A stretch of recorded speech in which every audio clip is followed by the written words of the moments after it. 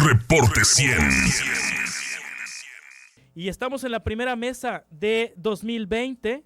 Con nosotros esta mañana Remy Martínez Cantú, Víctor Remigio Martínez Cantú. Remy, ¿cómo estás? Buenos días, bienvenido. Feliz Día de Reyes, Juan Carlos, feliz Día de Reyes. Todavía se vale feliz año 2020, sí, ¿no? Aunque empezó muy acelerado, pero todavía se vale, ¿verdad, Juan Carlos? Sí, por supuesto, y todavía se vale comer rosca. ¿Qué te trajo Santa Claus? Híjole, mucho trabajo. Ya veo.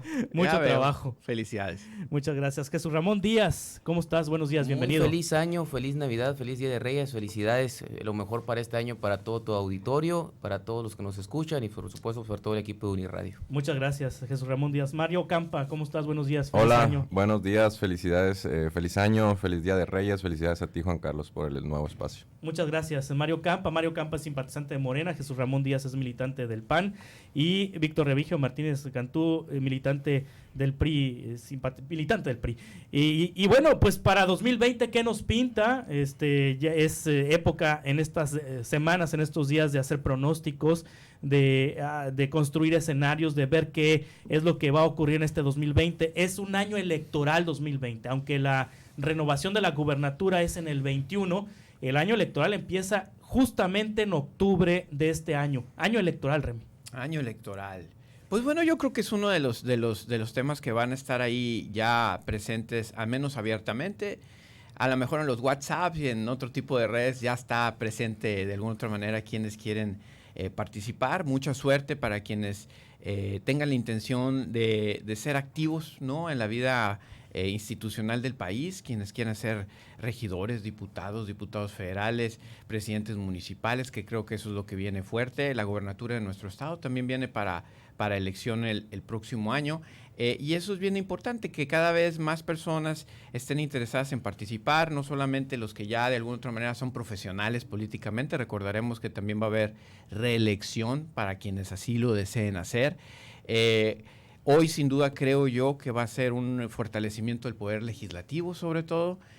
¿Por qué? Porque van a ser los primeros legisladores que se van a poder reelegir, si así lo deciden, y donde su récord, ¿no?, por así decirlo, de actuación, será puesto seguramente a consideración de sus electores. ¿Federales o locales? Los locales y los federales también van a la posibilidad de una reelección. No sé cuántos se vayan a atrever a hacerlo, pero seguramente quienes lo hagan tendrán que mejorar muchísimo su performance, vamos a decir, ¿no? Dios Cómo proteja a Sonora, Dios proteja a Sonora si se reeligen los actuales. Oye, pero Juan Carlos, Jesús Ramón Díaz. Ahora, la reelección solamente funciona, y a lo mejor todos en la mesa estamos de acuerdo, si los electores se toman el tiempo para revisar precisamente la actuación de los mismos. Si no, pues nos vamos a ir a la clásica práctica de quién pone más veces su nombre y con eso la van a hacer.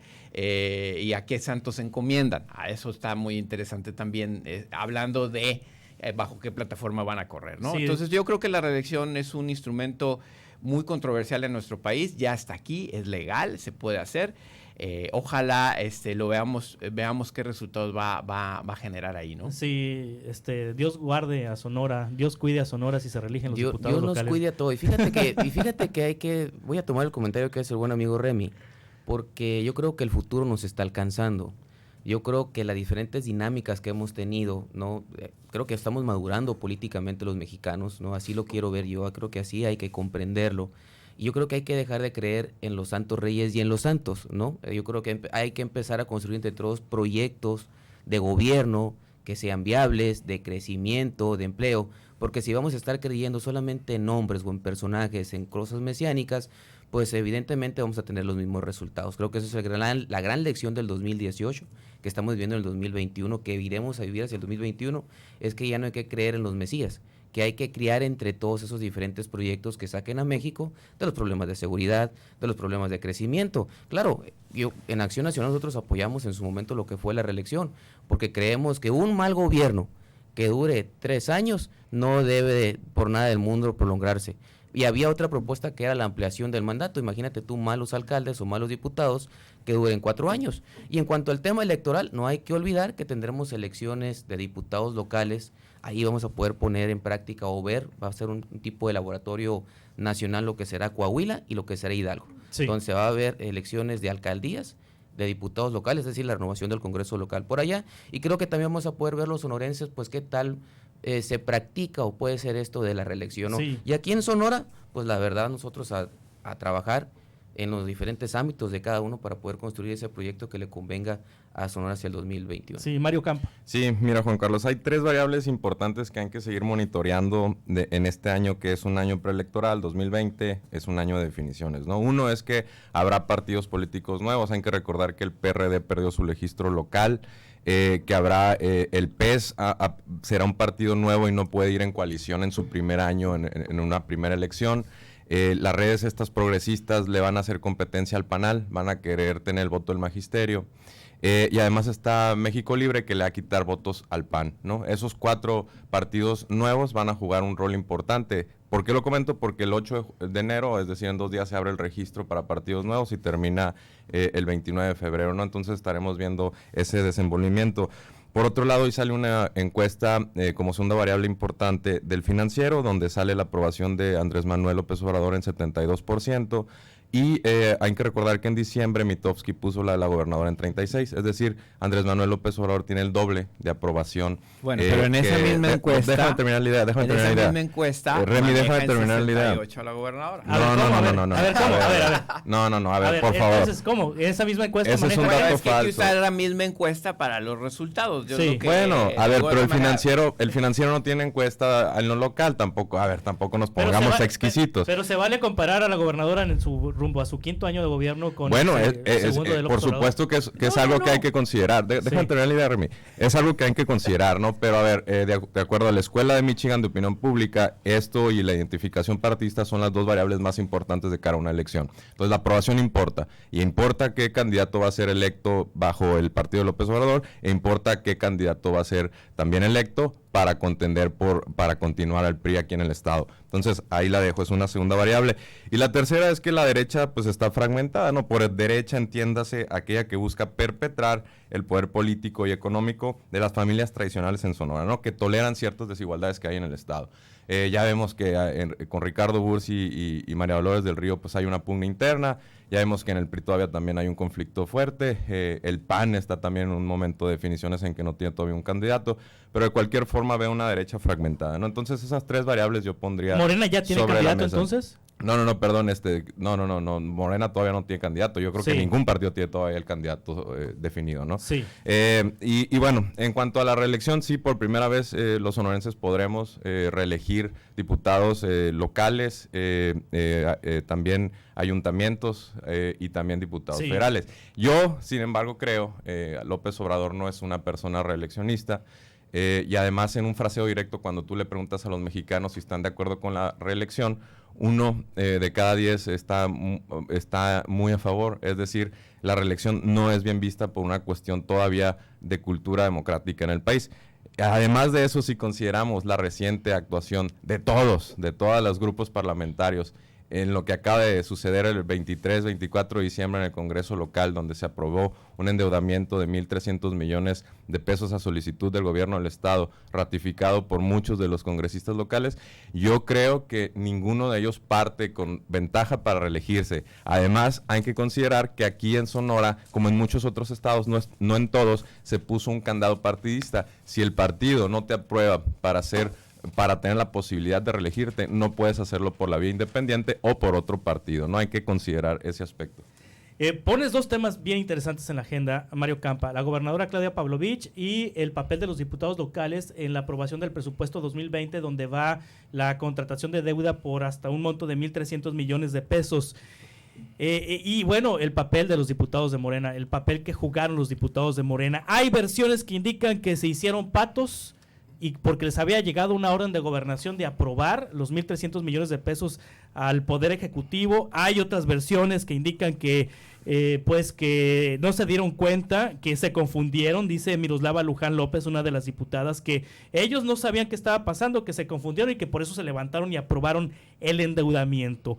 ¿Acataron una instrucción del gobierno federal de López Obrador de aprobar la deuda por 1,300 millones los diputados de Morena o realmente son tontos, como dicen que se confundieron? Primero que nada, una disculpa con Mario por haberlo interrumpido. Finalmente, mi punto es decir que cuando estamos viendo opinión pública hay que utilizar el mismo benchmark, por así decirlo, que estamos usando para comparar. Estamos hablando de encuesta del Financiero. Alejandro Moreno es el jefe esas encuestas. También hizo una encuesta en septiembre-octubre sobre la evaluación de los gobernadores, donde los números son diferentes. Eso es lo que estoy hablando, ¿no? La de Mitofsky tiene diferente responsable, diferentes preguntas, diferente medición, diferente serie de tiempo para esto. ¿Lo disculpas, Mario? Sí, digo, pero se está poniendo muy exquisito porque tenemos una medición reciente. Pero bueno. Sí. Bueno, Remy. No, es de septiembre-octubre, no me estoy poniendo muy exquisito. Simplemente, en efecto, y yo creo que es antes que cualquier cosa, y estamos hablando del año electoral, yo creo que lo que no necesita, vamos a decir, la audiencia o el público es necesariamente estos choques y a lo mejor descorteses en algunas ocasiones que de pronto tenemos en diferencia de opiniones, y yo creo que en este caso ojalá me la acepte, y si no, pues finalmente yo sí estoy asumiendo esa observación. Sí. Dos, ¿son tontos o no son tontos en el Poder Legislativo? Yo creo que... les dieron la orden del gobierno federal, López Obrador, ya ves que lo he dicho varias veces aquí, a la línea, que si les dieron línea la de gobernadora Pavlovich y el presidente López Obrador son como doña Florinda y el profesor Girafales, se llevan pues muy bien, pues, ¿no? Así, pásele usted, ¿no? Después de usted, le sirve una tacita de café, con azúcar o sin azúcar, aquí tiene las flores.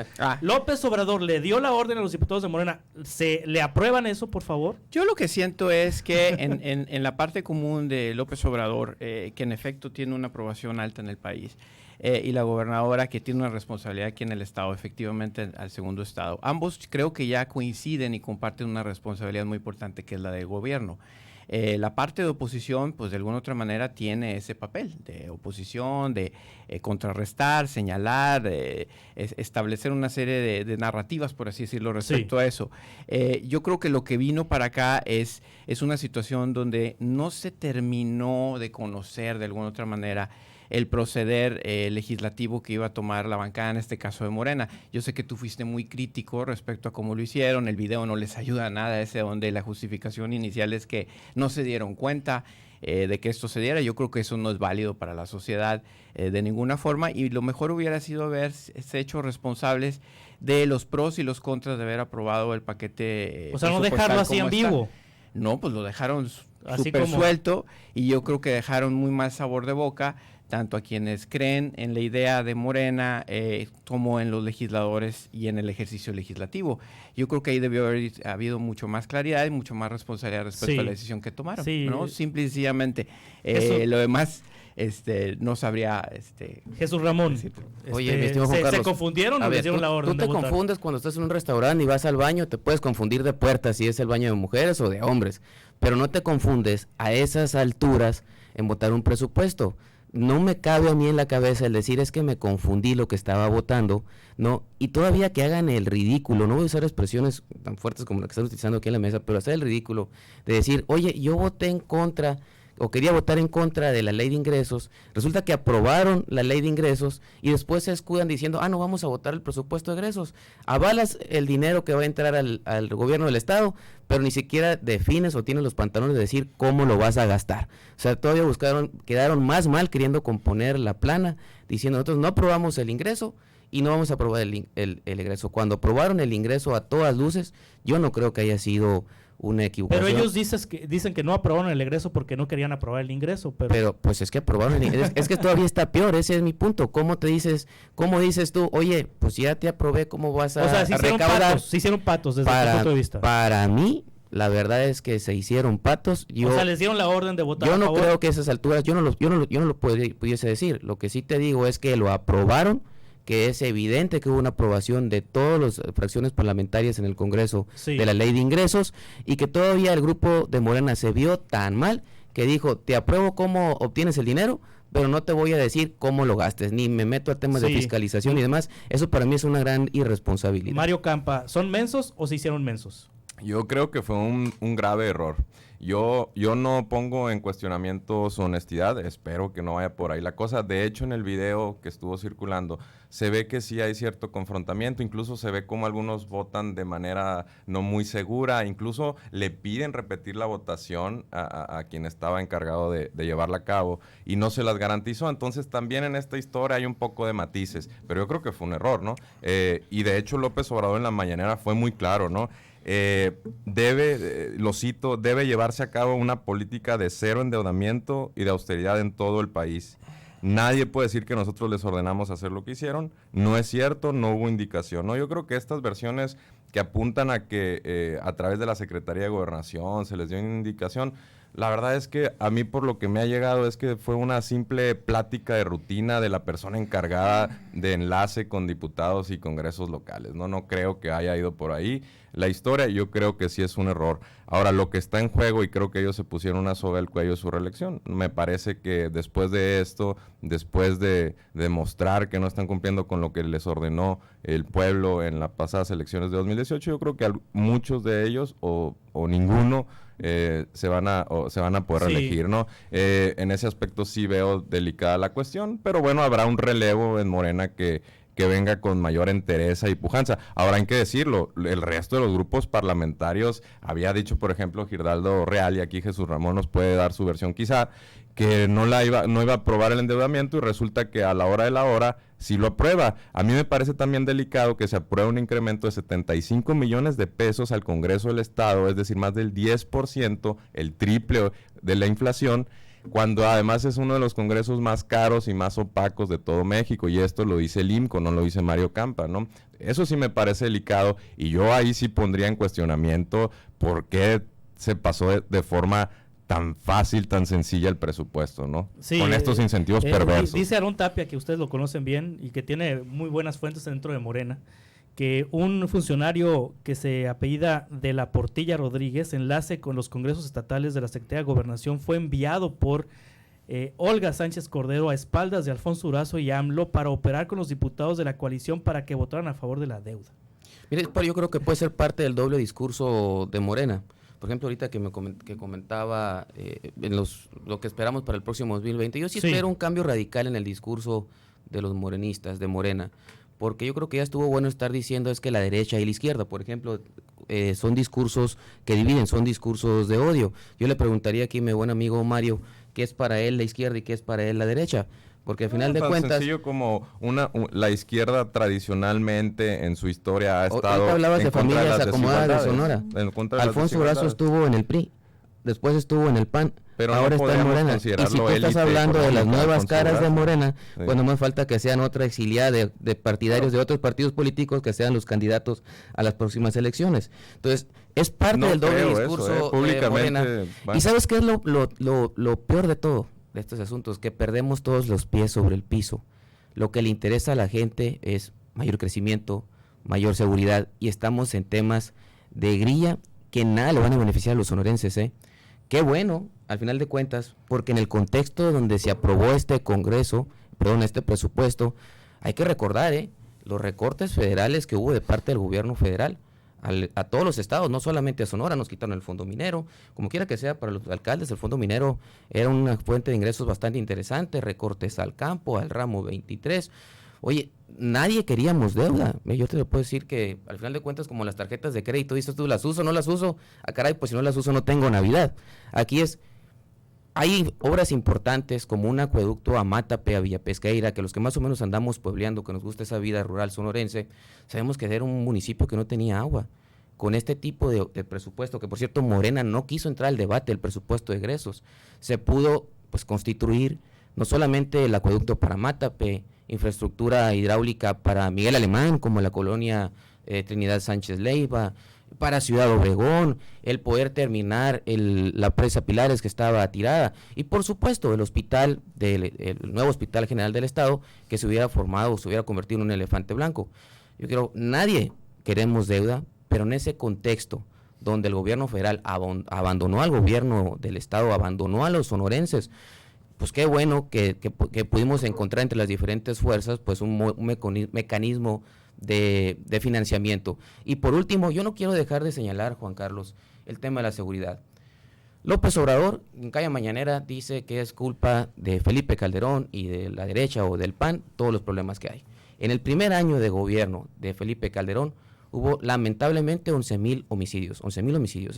En el primer año de Enrique Peña Nieto hubo cerca los 20,000 homicidios.